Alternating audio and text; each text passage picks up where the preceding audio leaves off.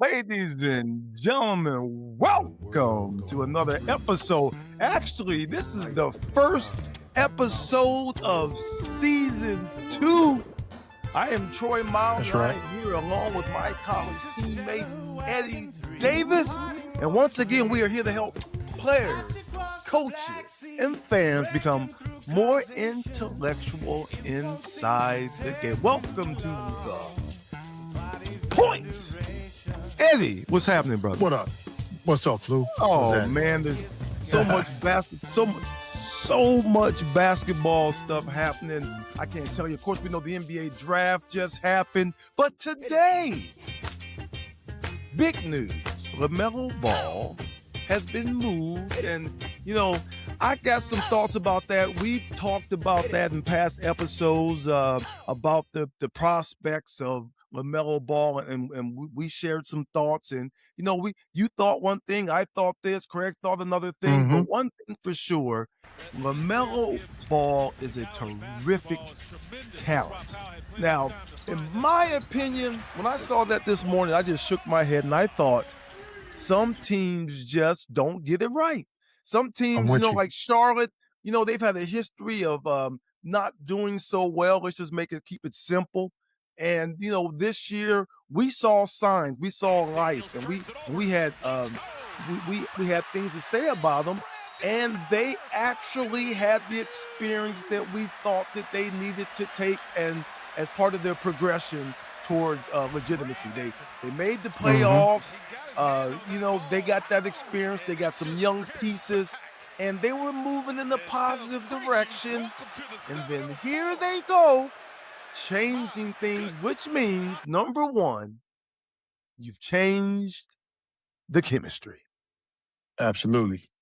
Yeah, it's funny you say that, man. I remember briefly in one of the past episodes we were discussing how exciting the Hornets was, and the fact that you have these young teams coming in the league and they build, take years to build themselves, to get themselves to the point, in my opinion, is to get yourself to the point where you're making the playoffs and you're consistently making the playoffs. When you get to that point, now you're cooking with grease.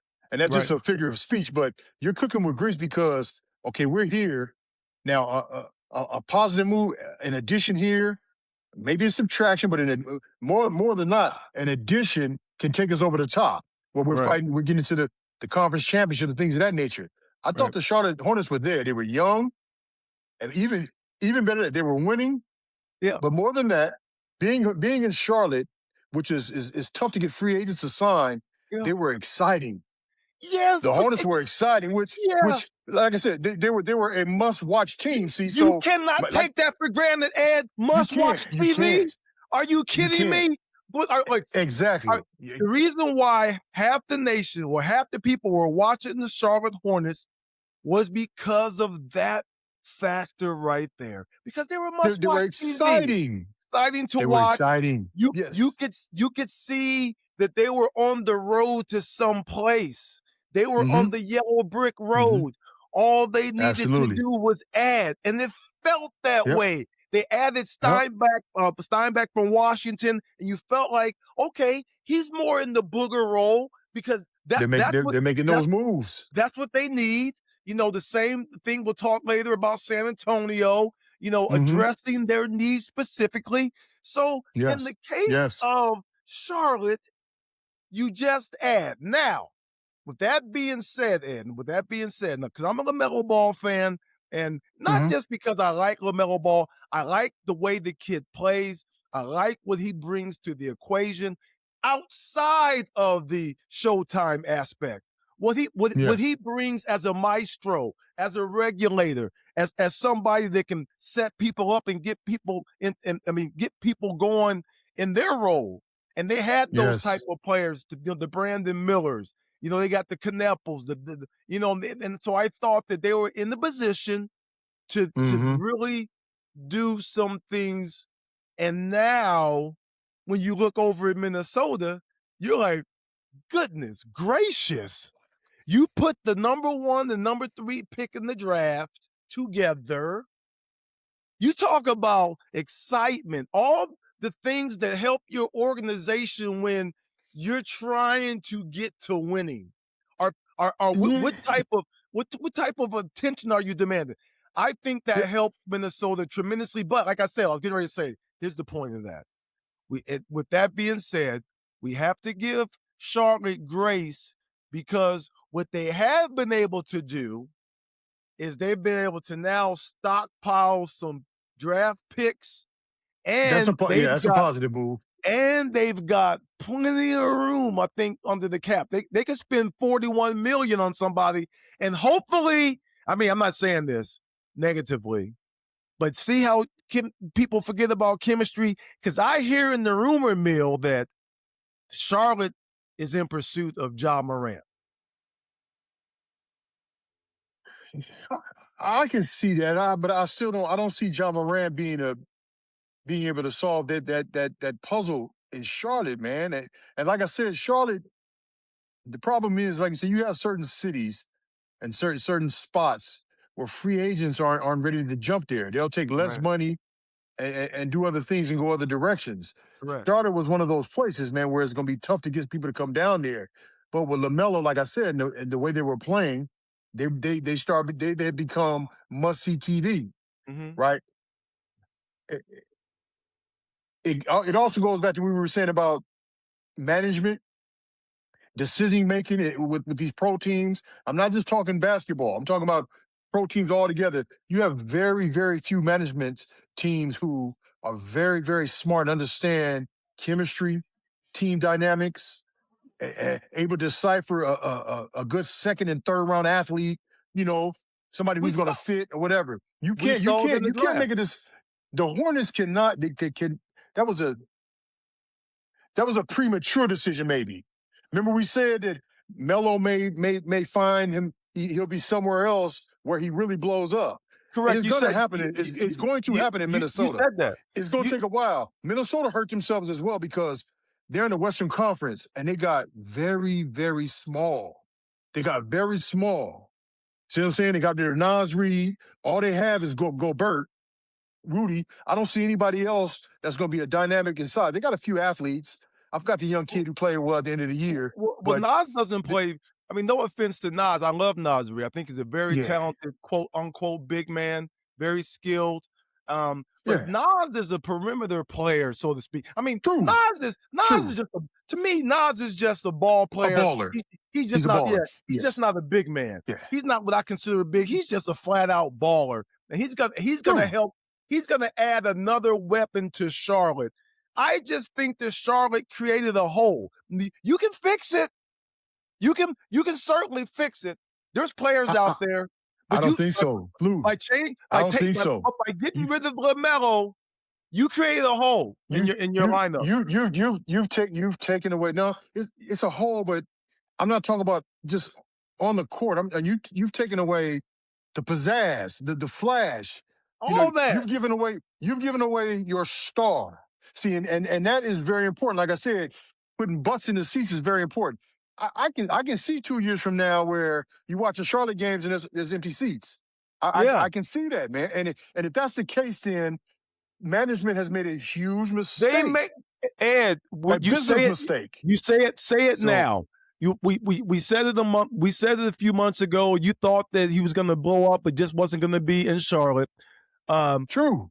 But let's just say it now. I believe Charlotte's made a mistake, and like I said, I'll give them room because we'll see how they do with their decisions moving forward because they've got Mm-hmm. some things to play with. But Uh, huh? no, before we get off the subject, I also Yeah. when they trade, I also thought about Kneppel. Yeah. Let's see if he continues to grow without that magnificent passer that LaMelo is. See, because Yeah. it's very hard to find people that's going to get people involved. Melo is Olivia Miles. He's I'm maestro. going to get you it.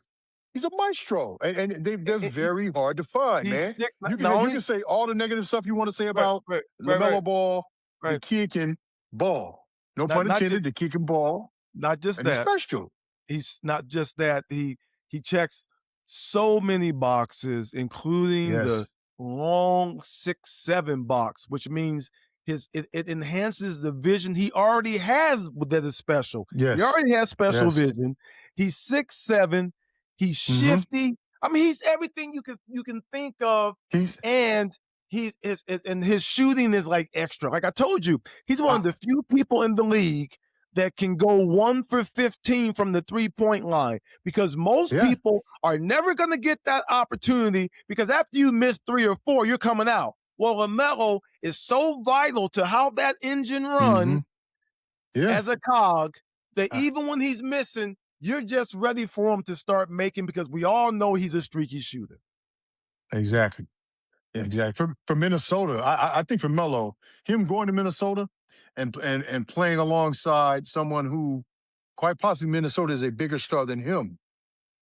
And it may not be after they start playing, because this dude got flash, man. The tattoos, the funny hair, the looseness. He's a star, right? But playing alongside your boy, man, it's going to put him in a situation where I think he's going to step up a whole nother level. His level of play is going to step up to the point where it's going to take them to another. They're soft in the middle now. You know Rudy. Help me out. Rudy's soft offensively, but Rudy is not soft defensively. No, he's great defensively. Help me out here. Who did Minnesota draft? I don't have it in my notes. Who did Minnesota draft first? Who they end up with? I'm not sure. Hold on 1 second. Let me see. In the meantime, look that up for me, Ed. In the meantime, we're going to talk about the draft after this.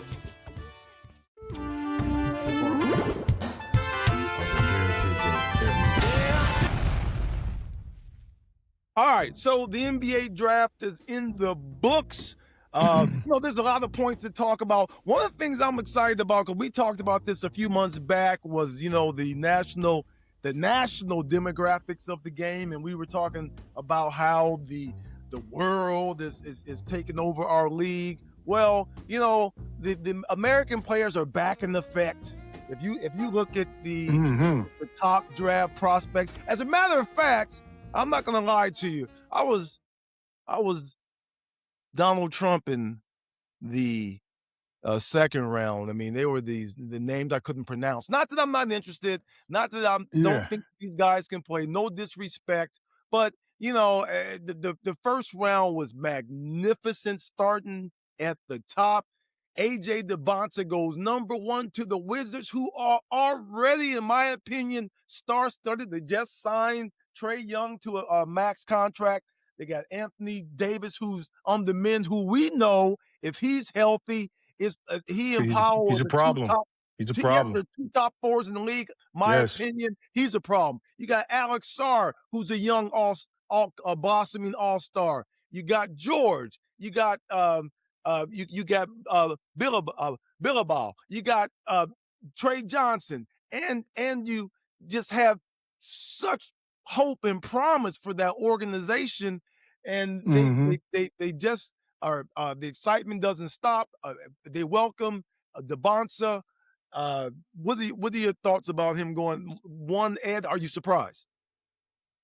Oh, I'm definitely not surprised. 1, we've been saying he was going to go 1 for months. Yeah, I mean, for a long time. I want to say Washington's management team, they draft well, but they get the number one and number 2 draft every year, so it's hard for them not to draft well. So I guess that remains to be seen. But in terms of them meshing on the floor, what I hope for Washington is that, of course, they're healthy in the beginning of the season, especially Anthony Davis, and they get on a nice little run, and then they win some games, and there's a buzz in the league with Washington.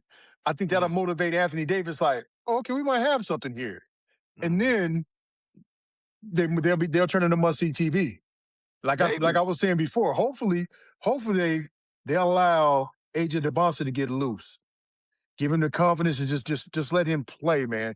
He's in a good situation, because he's in a place that will have established stars, and like I said, just allow him to blossom and stay confident. You don't have to inundate him with any responsibilities because Mm-hmm.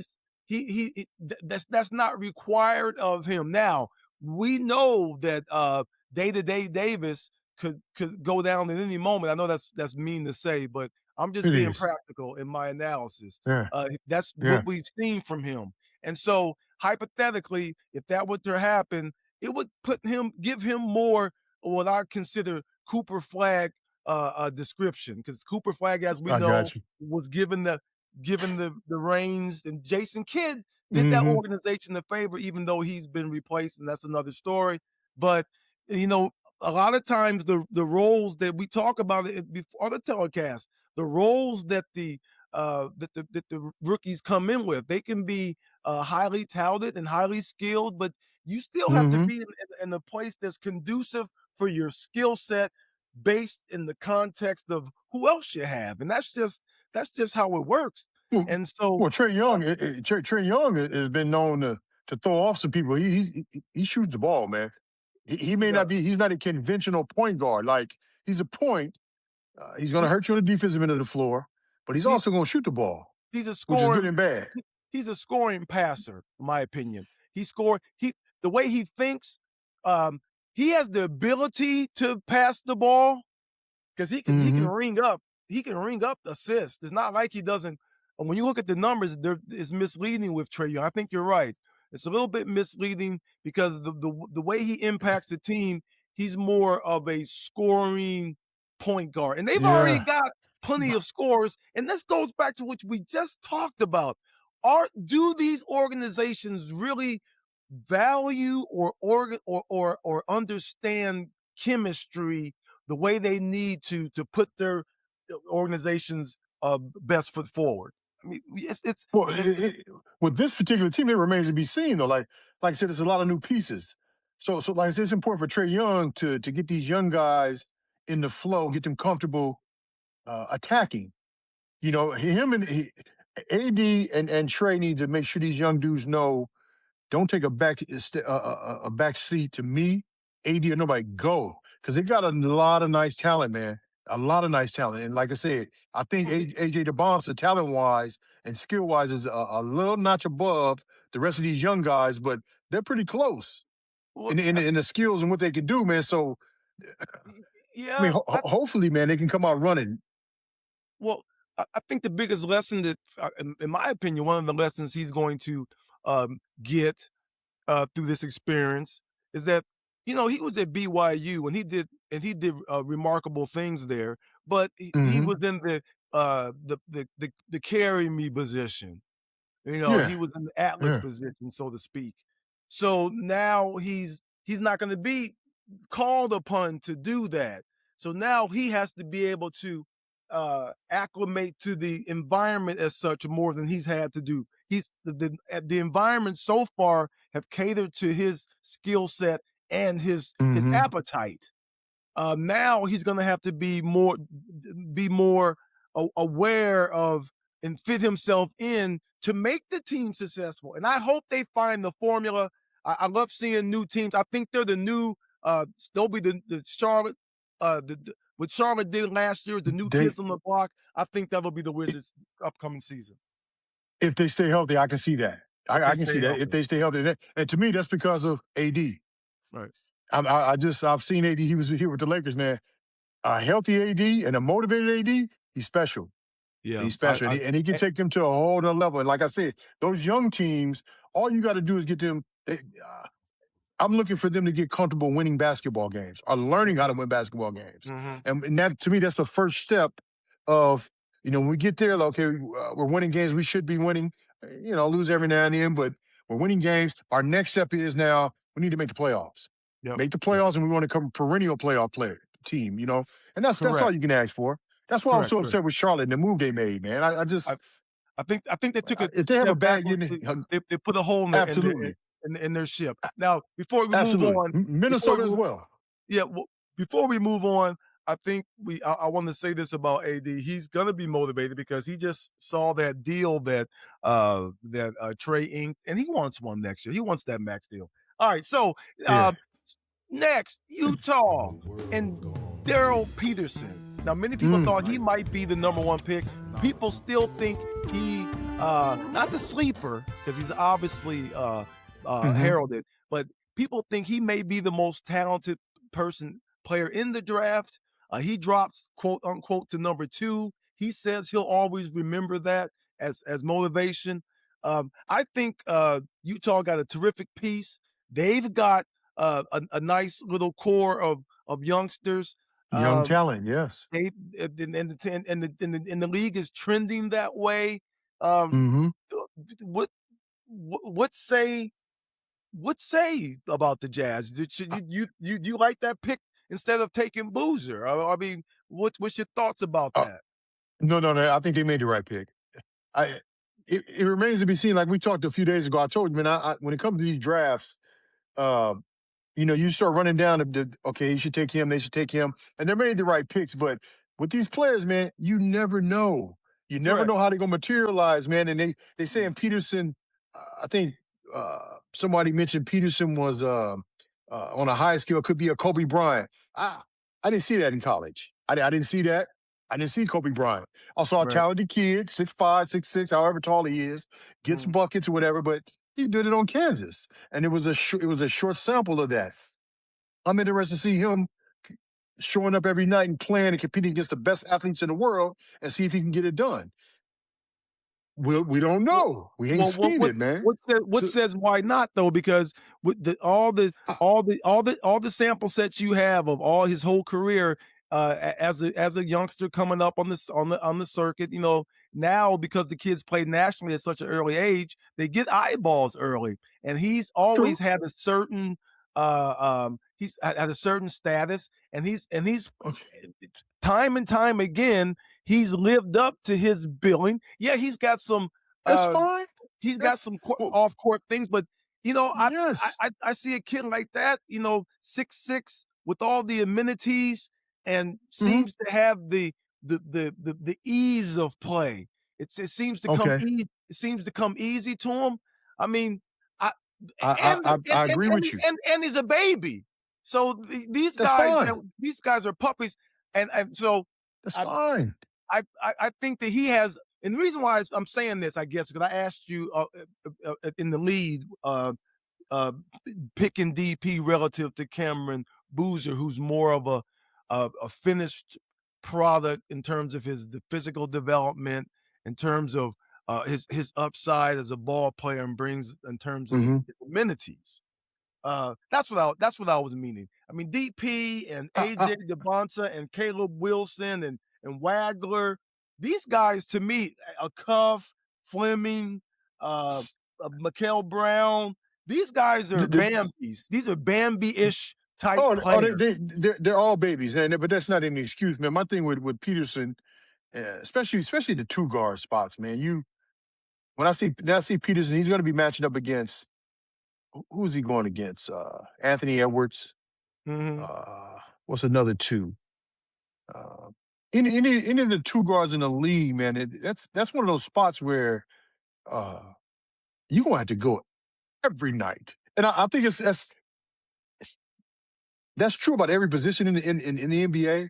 Absolutely. But the thing about the one and the two, you had to get it done offensively on the end of the court. Anthony Edwards is not going to let you just run through him. That ain't going to happen. That's on both ends of the floor. He's coming. Kyrie. If DP steps out and he's going to be that man, he's going to really have to be that man. And like I said, you don't know until you see it. And if it's going to be interesting. Man. It may be. If it's in them, the league is gonna bring it out of you, or the league is gonna break you, one or the other. True. I think we'll see. Because think about this.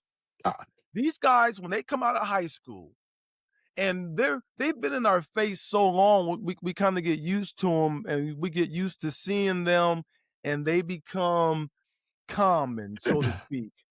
But at the end of the day, that guy and Caleb Wilson and DeBonsa, these are guys who came from high school, signed up to play to play against men, and excelled. So there's I, nothing that says in that data that they're not going to matriculate to the next level and have success. In my opinion, I look at I'm certain not, I'm people. not, I'm not saying that. What I'm saying is they'll be able to transfer. Their game's going to transfer to the pro game. But we're talking, are they going to be highly successful? I don't know. They may be. They may be successful. They may be a good piece. He may fit into Utah and be a good piece at Utah. But Yeah. he can't be. He can't be. I don't know. Is he that much talented than Ace Bailey? I don't know. You know what I'm saying? It's just we Well, said the no, same thing about Ace it's not. Bailey. It's He's not just about. taking. Well, it takes some It's taking a time. second for him to Yeah. grow. Yeah. We don't know. Our sample size of Peterson has been so small, and that's Right. ours. There's others Right. may have seen him on the circuit like, okay, this kid is good. That may Right. be true. But when you Right. step into the league, Yeah. it's a whole different test. And you're gonna have to rewrite your whole story over again. See, Right. so I'm here to watch it. I'm here to see the beginning of that story. That's I'm not going to stamp him as the man. I'm not even no, stamping no, AJ DeBoss as the man. I'm just looking no, at a no. high skill set, and I'm gonna see how he develops. You I'm interested to see if you talk about Cameron Boozer, I'm interested to see how his game transfers into the pro game. How he's yeah, going to help Memphis get to that next, because he's a yeah, booger to me. yeah. Cameron He, Boozer is a highly skilled booger, which that's is right. needed in the league. So That's he right. can come in and be very, very potent for Memphis. But I I also, I'm I highly interested in Caleb Wilson, I his agree, man. development.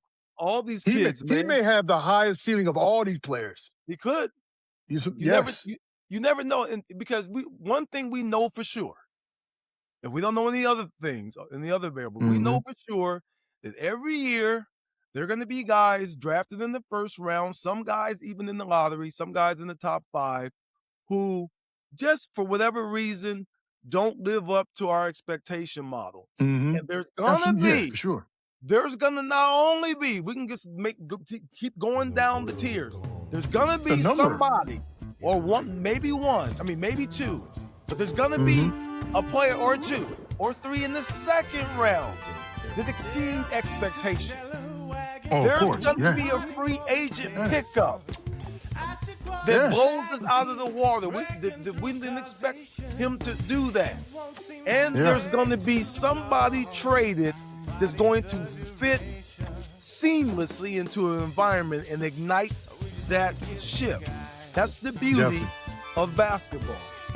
True. Real quick here. Before we begin, let's just make it real quick. I'm gonna go down the list here for everybody, for our listeners, just in case you were under a log someplace and you did not get the top 10. We got AJ DeBonta goes to the Wizards. We got Daryl Peterson going to the Jazz. Boozer goes to the Grizz. Woo, the Grizz. Caleb Wilson to his childhood favorite Bulls. Keegan Wagner goes to the Clippers. I'm not sure about Mm-hmm. that. Mikael Brown Jr. goes to the Nets. There is a Cup Jr. who I would have taken had I been the Clippers. That says my business goes to the Kings. Kingston Flemings to the Hawks. The Hawks are coming up. They make good decisions. I love that pick. Morez Johnson. Who did he go to, sir? Dallas. The math. That's right. I couldn't remember Went to who he went. Dallas, yeah. And Braden Burries, that boy can really play, in my opinion. I like Braden Burris. Yeah, he can I really like Braden play. Burris. He goes to I the think he's a Bucks. can't miss. I think Braden Burris can't miss. Yep, he's one. He's when you look at the top, he's in the top 10, so it's not like he was looked over. But and Lindenberg goes to your hometown Warriors. Mara goes to OKC. Ahmed goes to the Heat at 13. That's the official lottery numbers, and I'm gonna skip to the Spurs because I was just so proud of that organization. I watched what OKC did. We talked about, you just said a few minutes ago, certain organizations just make good decisions. OKC is one of those. I give so much credit to the brass in OKC. Definitely. And you know they were formed. He was making decisions from my Sonics before that. So I'm not biased. He just does a good job, and Oh, so yeah. he picks up the big boy to counter Wemby, so to speak, and then they get the shooter that we talked about. But then the Spurs, You talking about addressing your needs. We talked for months and months and months that way back that the job that Mitch was doing was worthy of Coach of the Year Mm-hmm. honor. Way back, he ended up being the All-Star coach. We thought that what the Spurs were doing as an organization, that they were coming the way they played, and that they were playing in the mold that Pop was able to establish. And you can see the culture on display. They Yes. drafted two absolute boogers, and that's exactly what they need. That's exactly what they Goodness needed. Yeah, and we gracious! discussed that before too. That's what Oh they my needed. They were goodness! missing, and They they addressed went their out. They went dude. out and addressed their exact need. My man They from addressed their need. They needed it. Quintus and from Kentucky, and my man Rose from Connecticut. Yeah. Yes. Oh my goodness.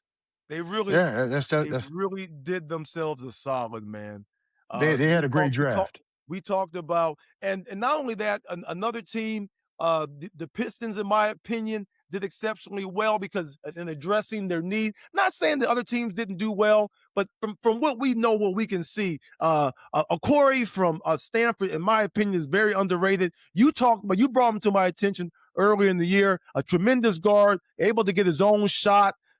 He's that missing scorer that Detroit needed. He's a ball handler. He takes pressure off Cade and gives him relief. Puts them in a dynamic duo type of circumstance. He, he When can he gets ball. when he gets acclimated, that kid can really play. Also, man, Yeah, he can play. Yeah. He's this gonna help Detroit. this was a He's gonna help terrific. Detroit. And I was surprised that uh that uh, uh that the point guard from Arizona, Braden, what's his last name? Uh, I'm spacing his Oh, last name. Braden, Yeah, Braden, Braden. I know you're talking about. He went. second He got round. picked up by Arizona from Toronto. Yeah, he got picked up by Toronto yesterday. I Jaden was Bradley. yeah, I was Bradley, exactly. I was uh, proud of him. I thought that he was I thought he was slighted a bit. He'll be in the prove it position, and I think he'll do well. Mm-hmm. I think he'll end up signing a regular contract with the crew. As we know, most of the second round players end up on two-way Yeah. deals. Yeah. But I was happy to see him because I think he's a terrific maestro, and I think that teams underrate that element. You need that. You have so many teams have talented players, but you have to have somebody that can lead the troops. And in my Mm-hmm. opinion, if you're going to have consistent success, Very important. I agree. Man. Is there? Let me ask you this. I'll ask you a question just off the cuff. Are yes, those sir. top five? Mm, Those top. Well, let's say top 10 in the draft. mm. Who do you think? Who do you think has the most to prove out of the top 10 in the draft, and who do you think could possibly struggle? Uh, I know for me. Go ahead. Go ahead. I'm going to say this is going to surprise you probably. And I think I pay more attention to him because he plays for the family school, so to speak. I've always been a Razorback fan, and it's my Yeah. uncle's crew and my family's crew. I think Darius Cuff feels a little slighted, and Okay. I think that when you look at being the seventh pick, you think, well, that's noble, and it Yeah. is, but Yeah. I think that he saw himself being, when you talk about AJ DeBonsa, Darren Peterson, Boozer, and Wilson, the world kind of put them, on the top tier, on the Mount Rushmore, because the Mount Rushmore holds Yeah. four spots. But I know in his heart, he felt like, I deserve to be in. I can't knock that group because this is an historic group. I can't knock He said he's that group. the best point guard in the draft. I know. Yeah, Yeah. I He's like, but I'm I the know best in for the draft. sure I'm the best PG in the draft, and I feel like I'm that fifth guy in his heart. And Yeah. if you look at his account, you can't you can't can't knock Well, his well, beliefs. the only unfortunate thing for Acuff, actually, other than him personally feeling he should went higher, is that he was drafted by the Kings. I just, I, hey man, like I said, I'm gonna call it like I see it. Yeah. Terrible organization, make bad decisions. See what I'm saying? They make terrible decisions, and hopefully he comes in and he still can shine in a bad situation. And I don't want to put the Kings down that bad like that, but it is what it is, man. You call it like you see it. Yeah. I feel the same way about the Nets. Yeah. They got Michael Brown. I didn't get a chance to see much of him. Yeah. I didn't see much of Michael Brown this year. I don't know why. They say he was hurt beginning of the year, but I didn't watch much of Michael Brown. So it remains to be seen. I thought Dallas taking Moran Johnson and they already got those two bigs already. I thought they had an opportunity to. They could have did some. Brandon Burris, I would have took him. I would took Burris. Yeah, You never know, It man. start getting a little thin after 9 and 10. Starts getting a little thin in terms of, where you can go. I guess you start addressing your actual needs at that time. Yeah. Corey, like you mentioned, Corey from Stanford. Yeah. It's from what I've seen from him, it's gonna be hard for me to believe that he's not gonna be a nice NBA player. Like right away. He's gonna right be. away. I can see that right away. I think that. Anyway, Ed, here we are once again, ladies and gentlemen. It goes quick. We are at the end of another one. If this is your first time watching us, we thank you. We thank everybody for watching. But if it's your first time watching us, please subscribe. Please like. Please share. Please talk to your friends about these two guys having the conversation. Know a little something about basketball. We do this every Thursday, 4 p.m. We're right here. Tap in, check in. We appreciate you. Ed, what you got to say, sir? Hey, man, it ain't going to change, man. Mark Jackson has a great basketball mind, man. Why is he not coaching or sitting in one of those boardrooms, man, making some decisions, man? What's going on here, man? Man, it can't be. It ain't the same old thing back in the day we were coming up. Huh? Please. Come on. Make Ed happy. Somebody. Hire Mark Jackson. Jackson, somebody. Ladies and gentlemen, we thank you once again. We have fun. I always have a blast. We've been, like I said, we've been doing this since college days. We've been talking hoops. This is yes, sir. Purely organic, and we hope you enjoyed it. Peace. That's right. Peace.